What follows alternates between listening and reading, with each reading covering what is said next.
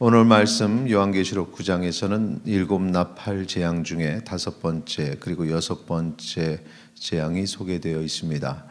다섯 번째 나팔 재앙 내용은 1에서 11절까지 기록이 되어 있는데 다섯 번째 천사가 나팔을 불면서 시작이 되죠.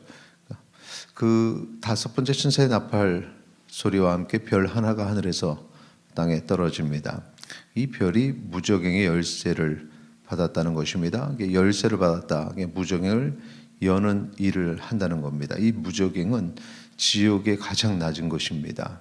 고통스러운 것이고요. 이곳은 악한 짐승들이 거하는 것이고 또 사단이 천년 동안 결박되는 장소가 이 무저갱입니다. 이 별이 무저갱을 열었더니 2절 3절에 보면은 그 속에서 연기가 올라와서 해를 가리고 세상이 어두워지고 또 황충이 연기와 함께 나옵니다.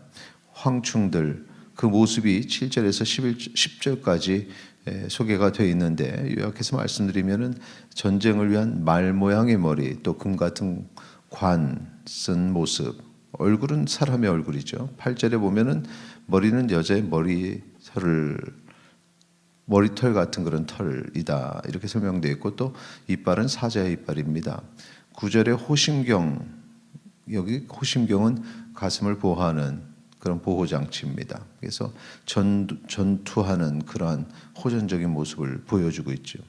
날개가 있는데 이 날개 소리가 또 병거와 말들이 전쟁터로 달려가는 그런 무시무시한 소리가 난다는 것입니다. 그러니까 날개를 치면서 움직일 때에 그때의 모습은 참 공포스러운 그런 소리까지 동반하는 것입니다. 10절에 보면은 정갈과 같은 꼬리가 있어서 이 침이 쏘는 침이 있습니다. 이렇게 두려운 모습들을 가진 것들이 이 황충들인데 이 황충들의 왕이 있습니다. 리더가 있습니다. 무저갱의 사자다. 우리 본문에 아바돈, 아볼루온 이렇게 소개가 되어 있는데 히브리어로 아바돈 멸망입니다. 그리고 헬라어로 아볼루온이 파괴자죠. 멸망과 파괴를 행하는 그러한 자들. 이렇게 무저갱의 사자가 하나님의 인침받지 않은 영혼들을 괴롭히는 것입니다. 그 괴롭힘이 다섯 달 동안 진행이 되는데 얼마나 아픈지 그 표현을 보면은 정갈에 쏘이는 아픔이 이제 그들에게 이제 임하는 것입니다. 죽길 원해도 죽지 못하는 고통. 그런데 중요한 것은 이 하나님의 인침을 받은 자 그 상징적인 숫자가 14만 4천이라 했는데 그 성도들은 재앙을 피하게 됩니다.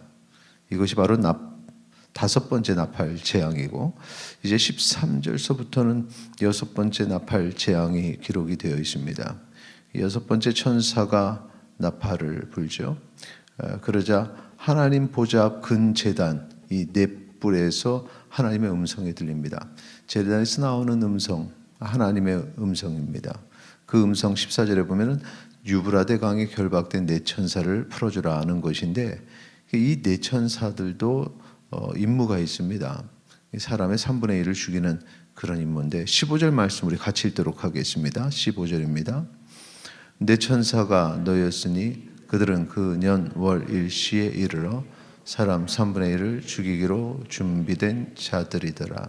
자, 여러 가지 우리 고통과 심판 여기서 정확하게 마지막 심판 이전에 일어나는 그러한 심판들이죠. 근데 그것이 그 년 월 일시에 이르러 죽이기로 준비된 자들 이렇게 표현되어 있으니까 이런 계획들이 이미 오래전부터 세워져 있었고 그것을 실행할 이들도 준비되었다라는 사실을 우리가 알 수 있습니다. 이 심판을 실행할 천사들이 마병대를 소유하는 것입니다. 그들을 돕는 자들이죠. 16절에 그 수가 2만 뭐 이렇게 표현이 됐는데 2만이 10,000개 있다는 것입니다. 그래서 그냥 단순히 수적으로 계산하면 2만 곱하기 만하면 2억이 됩니다. 그래서 거기에 보면 해석상에 2억이라 이렇게 풀어서 쓴 것도 있는데 이제 이 2억이다 이렇게 쓰지 않고 2만 뭐 이렇게 기록을 해놓은 것은 이것이 그 특정한 2억이라는 숫자가 아니라 여기서 말하는 것은 그 크다라는 의미죠. 그래서 재앙이 얼마나 크게 임하는지를 보여주는 것입니다. 자, 17절에 그 마병대의 모습이 있는데 이 또한 말들의 입과 꼬리에 힘이 있다는 것입니다. 18절, 19절에 보면은 그 입과 꼬리의 역할이 나오는데 18절에 보면은 입에서 나오는 불과 연기와 유황으로 사람 3분의 1을 죽이죠. 19절에 꼬리에 머리가 달려 있어서 그것으로 해를 가하는 그 모습도 있습니다. 이 마병대도 이 앞에서 봤던 황충들의 모습처럼 아주 기이하고 무서운 존재라는 사실을 우리가 알 수 있습니다. 자, 이렇게 여섯째 나팔을 통해서 3분의 1의 사람이 죽는데, 그리고 3분의 2의 사람들이 두려운 재앙을 받게 되는데도 중요한 것은 그들이 회개하지 않는다는 것입니다. 20절, 21절 같이 읽도록 하겠습니다. 이 재앙에 죽지 않고 남은 사람들은 손으로 행한 일을 회개하지 아니하고 오히려 여러 귀신과 또는 보거나 듣거나 다니거나 하지 못하는 금은동과 목석의 우상에게 절하고 또 그 살인과 복술과 음행과 도둑질을 회개하지 아니하더라. 아멘.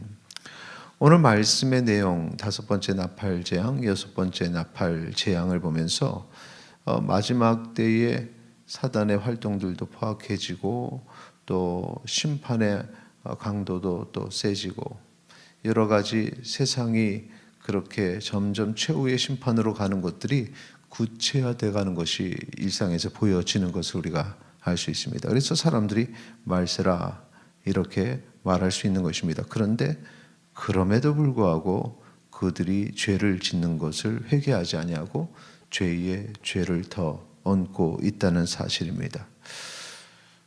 하지만 이 속에서도 구별된 자는 있습니다. 하나님 앞에 인침받은 사람들, 이들은 고난 속에서도 하나님의 구속의 은혜를 받게 되고 환난에서 구원을 받게 됩니다.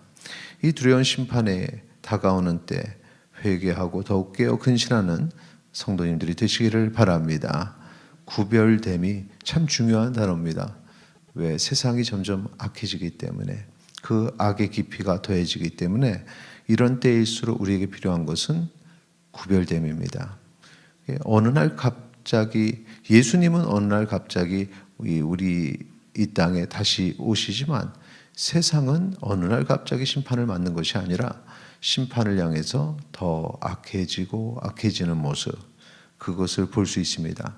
자, 이것을 오늘 말씀 속에서 우리가 깨닫고 머릿속에 담아서 이 주변의 삶이 어떠한가 항상 영적으로 깨어있고 그 속에서 세상이 마지막 때로 가고 있구나, 이 사실을 깨닫는 그런 지혜가 우리 가운데 있기를 소망합니다. 그리고 그것을 깨닫고 끝나는 것이 아니라 더 구별되고 거룩한 삶을 사시기를 축원합니다. 오늘 우리가 함께 기도할 제목은 이것입니다. 오늘 주여 약한 세상에서 거룩함을 지키게 하소서. 함께 기도하시겠습니다.